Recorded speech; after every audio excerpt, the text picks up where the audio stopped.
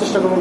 রাসূল মুহাম্মদ সাল্লাল্লাহু আলাইহি ওয়াসাল্লাম বলতেছেন, আল্লাহর কসম, আল্লাহর কসম, আল্লাহর কসম, আমি তোমাদের ব্যাপারে দারিদ্র্যের ভয় করি না যে তোমরা গরিব হয়ে যাবে। এই ভয় আল্লাহ রাসূল করেন না যে আমার উম্মত যে ফকির হবে, এই ভয় আমি করি না। কিন্তু তোমাদের ব্যাপারে এই আশঙ্কা করি, এই ভয় করি যে তোমাদের উপর দুনিয়া এইরকমভাবে প্রসারিত হয়ে পড়বে যে এরকম তোমাদের অর্ঘবতীর ব্যক্তিদের উপর প্রসারিত হয়ে পড়েছিল, কারণের উপর প্রসারিত হয়ে পড়েছিল।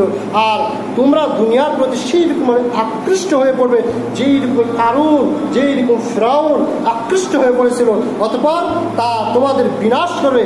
এই যে সম্পদ, এই যে টাকা, এই যে দুনিয়ালবি, এটা তোমাদেরকে ধ্বংস করবে যেমনিভাবে তাদেরকে ধ্বংস করা হয়েছিল। তাদেরকে যেভাবে মাটির তলায় মিশিয়ে দেওয়া হয়েছিল, তাদেরকে যেভাবে লোহিত সাগরে ডুবিয়ে মারা হয়েছিল, আপনার অবস্থা, আমার অবস্থা ঠিক অনুরূপভাবে আল্লাহ রাসূল মুহাম্মদ সাল্লাল্লাহু আলাইহি ওয়াসাল্লাম বলেছেন, সহিহ বুখারী 3158 নম্বর হাদিস।